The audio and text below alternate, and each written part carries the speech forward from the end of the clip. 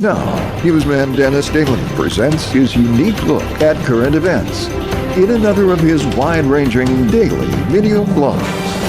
Hi, and thanks again, everybody. Let's take a walk over to my mailbox. Now, if you've never lived in an apartment building or a setup like this, you may have never seen this type of mailbox where the postman loads an awful lot of them for people in a very small space. I, of course, grew up in southern Indiana in a home that had its own mailbox out front.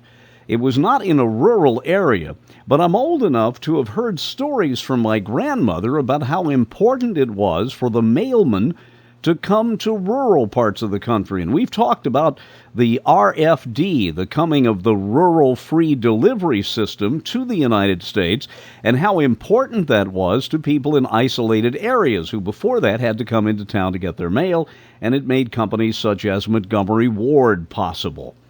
I also remember when we got mail twice a day. The postman would come in the morning, and if you had to pay a bill across town in a city that only had one post office, they would sort it over lunch and deliver it in the same city that afternoon. So in my lifetime, we've gone from 2 mail deliveries a day to 1 mail delivery a day, which seems to vary, to the prospect of not having mail delivery on Saturday. Personally, I like the people at the post office. I think people at post offices are some of the friendliest people around. I even found that when I traveled in Europe. If I wanted to meet somebody nice, go to the post office.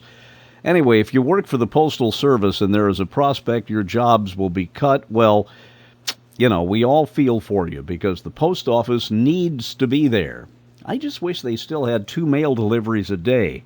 I just think it would be neat. Again. I'm Dennis Daly with your Daily News Update.